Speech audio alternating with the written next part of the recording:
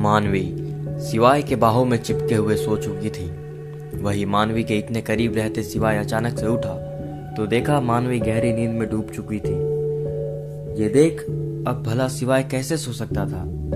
उसकी नींद तो मानो कब का गायब हो चुकी थी। शिवाय की आंखें मानवी पर ही टिकी हुई थी। वो उसके हर ख्यालों को पढ़ लेना चाहता था। गुलाब की पंखुड़ियों जैसे गुलाबी होंठ शिवाय को मानो उकसा रहे हो। उसकी बड़ी बड़ी गोल मटोल आंखों के नीचे लगे गहरे काजल मानो शिवाय की नजरों से मानवी को बचा रहे हो। तभी कुछ सोच फुसफुसाते हुए शिवाय ने मानवी को देखकर कहा, तुम जितने जागते हुए प्यारी लगती हो ना, उससे कहीं ज्यादा सोते हुए, बिल्कुल किसी प्रिंसेस की तरह। जी करता है तुम्हें यूं ही देखता रहूं और पूरा दिन गुजर जाए। ये कहते वक्त शिवाय ना जाने क्यों काफी नर्वस हो रहा था और उसका बदमाश दिल उतनी ही तेजी से धड़क रहा था।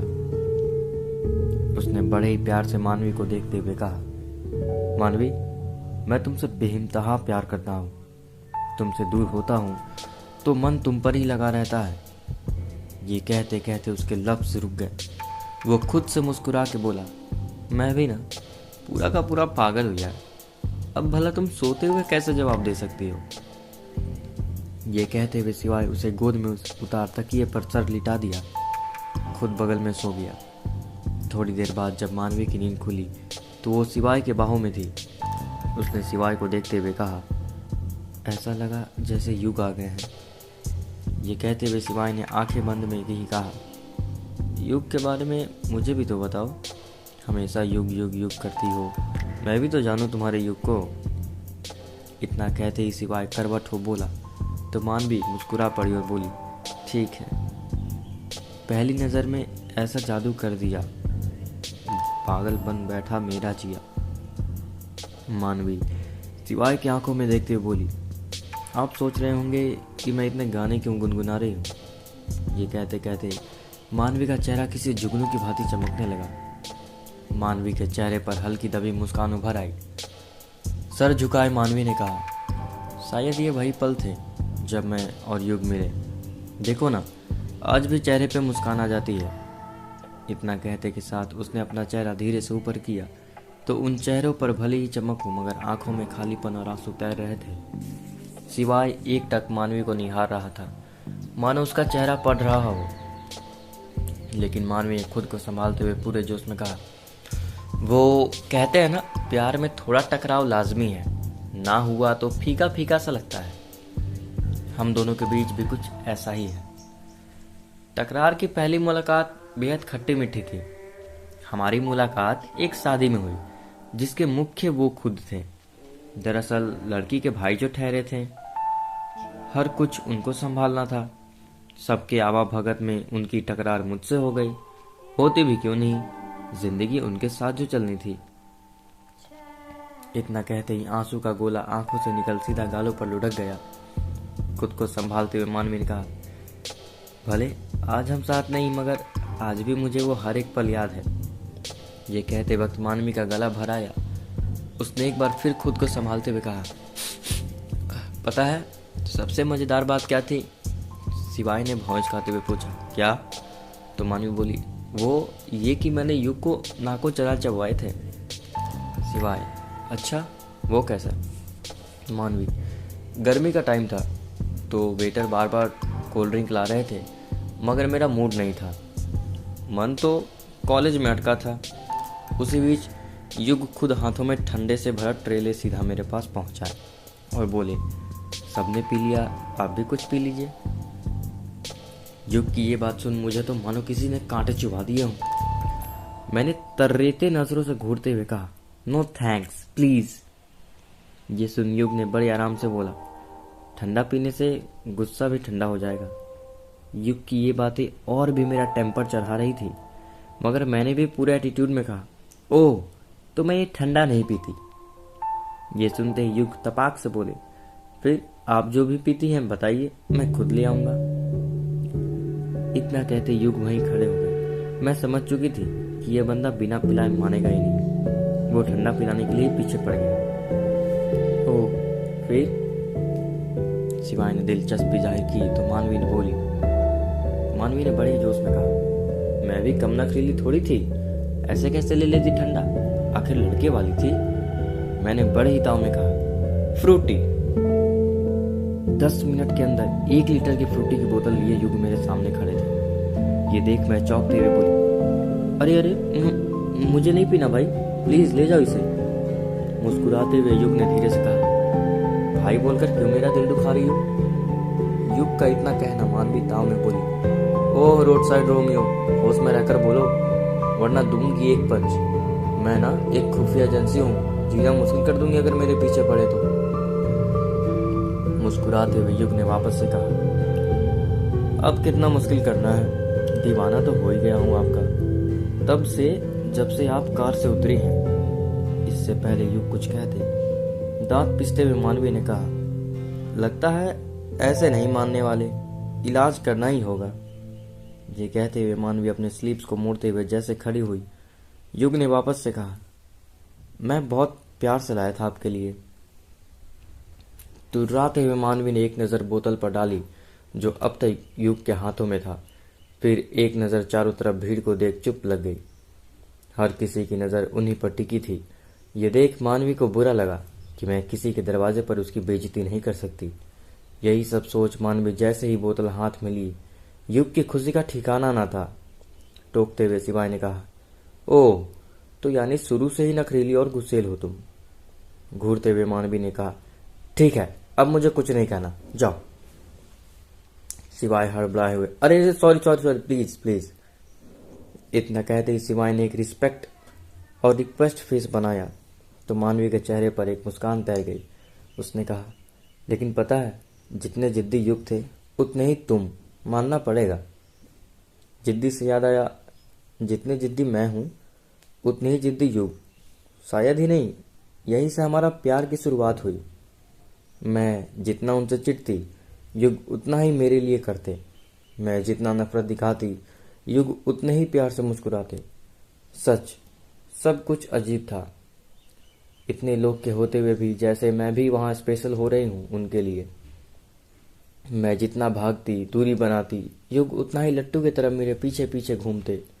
ऐसा लगा मुझे भी एक केयरिंग साथी मिलने वाला है।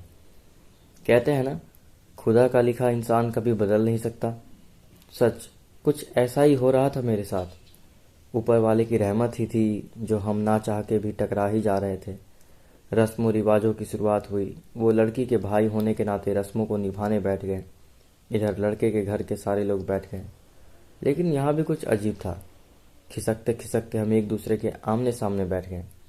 उन्होंने धीरे से मुझे देख मुस्कुराया तो मेरी आंखों में एक बार फिर गुस्सा उतर आया। चिरकुट कहीं का, जी कर रहा मुंह तोड़ दो इसका।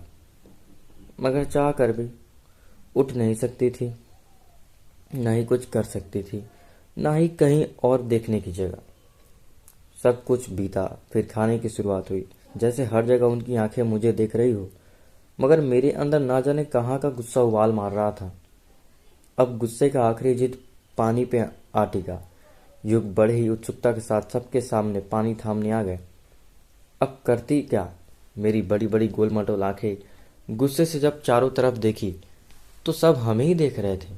ये देख मेरा पारा और चढ़ गया, मगर करती क्या, अब तो पानी थामना ही था और थामा है तो पीना ही तो पड़ेगा। जी किया कि उसी पल पूरा का पूरा पानी उनके मुंह पर दे मारूं, जिससे इस उल्लू के पट्टे को होश तो आ जाए। लेकिन दिल ना जाने क्यों मुझे रोक दिया। शायद प्यार के पल की शुरुआत हो चुकी थी। कुछ ही देर में हम सब की विदाई हुई और हम सब कार में बैठने के लिए हुए ही थे कि एक छोटा सा बच्चा हाथों में कागज का टुकड़ा लिए मेरे तरफ आया और मुझे रोकते हुए बोला, दीदी दीदी। मैंने पलट कर कहा, यस, मुझसे कुछ कहना है। उस बच्चे ने बिना कुछ कहे अपने हाथ में थामे कागज को टुकड़े को मेरी ओर बढ़ा दिया। मैंने जैसे खोला उस पर लिखा था, मुझसे जो भी गलती हुई हो माफ करना, और हाँ अपना ख्याल रखना, युग। ओह, तो इनका नाम युग है। ये पढ़ते इस बार मुझे गुस्सा नहीं बल्कि ना जाने क्यों कुछ कुछ सा हो रहा था। युग अभी भी दरवाजे पर अपने भरे पूरे परिवार के साथ खड़े एकटक मुझे देख मुस्कुरा रहे थे। ये देख मैं चाह कर भी कुछ नहीं कह पा रही थी। कुछ ही देर हम सब वहां से निकल गए, मगर उन कुछ महीनों तो सब अच्छा चल रहा था। देखते देखते 4 महीने कब बीत गए पता भी नहीं चला। मैं भी खुश थी, अपने कामों में बिजी थी। तभी शादी के दिन नज़दीक आ गए। सच कहूँ तो भूल चुकी थी युग को। शादी के दिन अचानक खूब पानी बरस रहा था। जब बारात जनवासे पहुंची तो जनवासे की आवाभगत करते करते उनसे वापस में एक जोरदार टक्कर हुई। मैंने चिल्लाते हुए कहा, अरे ओ अंधे हो क्या? ठीक से दिखता नहीं तो चश्मा चढ़वा लो। ये कहते हुए जब मैं पलटी तो मेरी आंखें फटी की फटी रह गई। सामने कोई और नहीं, युग थे, जो एक लगातार माफ़ी मांग रहे थे। अजीबोगरीब मुलाकात एक बार फिर हो गई। अब होना ही क्या था, रात तो काटनी ही पड़ती। घर की शादी जो ठहरी। रिमझिम फुहार में बारात गेस्ट हाउस पहुंची। हम सब अपने में व्यस्त थे, उन्हें भी हजारों काम। कुछ पल के लिए बड़ी खुश थी, दिल को सुकून देते हुए समझाई, अच्छा हुआ भूल गया मुझे। हाँ हाँ, लेकिन दिल ने दिल तक बात पहुंचा ही दी शायद। जनाब खुद अगर व्यस्त रहें तो अपने चचेरे भाई और मौसेरे भाइयों को सौंप दिए कि मेरा खास ध्यान रखा जाए। ऐसे में मेरे साथ सबका खास ध्यान रखा जा रहा था। अब होना क्या था, नफरत की आग में मैंने उन्हें पानी वाला वेटर बनाने की ठान ली। बहुत पानी पिला रहे थे। इंगेजमेंट में अब आएगा ऊंट पहाड़ के नीचे। मैंने अपने बहनों के साथ प्लानिंग बनाई और पूरी प्लानिंग के साथ बेइज्जती करने का एक एजेंडा बना बैठी। मगर शायद ये मेरी सबसे बड़ी गलती थी, जो कभी किसी के साथ नहीं करना चाहिए। इस बात को लेकर मैं बहुत बार युग से माफ़ी भी मांगी तो वो हर बार माफ़ करते थे, मगर मेरा दिल हमेशा माफ़ी मांगने नहीं करता। खैर, पानी तो पिलाया उन्होंने, मगर दिल को सुकून नहीं मिला, क्योंकि बेइज्जती तो हो नहीं पाई। सच कहूँ, उस दिन ये एहसास था कि वो इतने अच्छे हैं। तब तो नफरत की पुड़िया मन में जो घुल रही थी। वक्त बीता, शादी बैठ चुकी थी। जहाँ रहते मुझे वहाँ से चोर नज़रों से देखते। मैं भी उनको देखने के लिए नज़रें दौड़ाती रहती। ना जाने क्यों नफरत की पुड़िया कैसे अब प्यार में बदल रही थी। नज़र खुद ब खुद उन्हें ढूंढने को बेताब था। किसी तरह रात बीत गई। रिवाजों रस्मों की घड़ी भी पूरी हो गई। शादी का आखिरी पड़ाव, विदाई आ चुकी थी।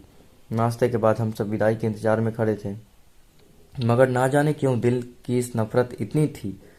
जब भी उन्हें देखती या वो देखते, मन ही मन बुदबुदाती कि अभी गिर जाए तो सारी हीरोपंती निकल जाएगी, मजा आ जाएगा। खुदा ने खास्ता ऐसा ही गजब हुआ। वो अपनी गाड़ी उठाए और कुछ सामान लेने बाइक लेकर सड़क पर निकले, तभी उनका एक्सीडेंट हो गया। सब लोग अवाक रह गए। उन्हें पैर में खूब चोट लग गई। ये देखते ही मेरा दिल कचोटने लगा। तड़पने लगी कि ये कैसे हो गया। समझ नहीं पा रही थी क्या करूं, कैसे उन तक पहुंचूं। युग की मम्मी रोते हुए बोली, ये सब कैसे हो गया, कोई से हॉस्पिटल ले चलो। युग ने उन्हें समझाते हुए कहा, माँ माँ प्लीज़ आप शांत हो जाइए, मैं ठीक हूँ। इतना कहते कि साथ युग खड़े होने लगे। उनके घुटनों में भयानक चोट लगी थी। किसी तरह वो उठ भुचकते हुए विदाई की रस्म निभाने कार की ओर बढ़ गए। दूर खड़ी मैं ये सब देख अब खुद को कोसने के अलावा कुछ न था। युग की माँ सबको दही मिष्टी के साथ विदा करने के लिए दही मिष्टी भिजवाई। कुछ ही देर में हम सब वहाँ से निकल गए। उस दिन जो उनसे प्यार हुआ आज तक मेरे साथ है। इतना कहते कि साथ मानवी की आंखें डबडबा पड़ी। रोते हुए मानवी ने रूंधे गले से कहा, मैंने बहुत तकलीफ दी है युग को, तो सज़ा मिलना भी लाजमी है। सिवाय, नहीं मानवी, तुमने कोई गलती नहीं की है, ये तो उम्र की नादानियाँ हैं। मानवी, पता नहीं। सिवाय, मुझे लगता है अब हमें सो जाना चाहिए। मानवी ने हाँ में सर हिलाया और धीरे से बोली, मैं सब अब कह देना चाहती हूँ और घुट घुट कर नहीं जीना चाहती। मानवी की ये बात सुन सिवाय ने कहा, अब से रोज हम मानवी केस की पड़ताल करेंगे। ये कहते ही सिवाय ने झूठी मुस्कान अपने चेहरे पर लाई तो मानवी सुकून भरे नजरों से निहारते हुए बोली, पक्का। सिवाय, पक्का पक्का, चलो सो जाओ, बहुत रात हो गई है, गुड नाइट। अब क्या होगा आगे जानने के लिए सुनते रहिए इस स्टोरी को। धन्यवाद।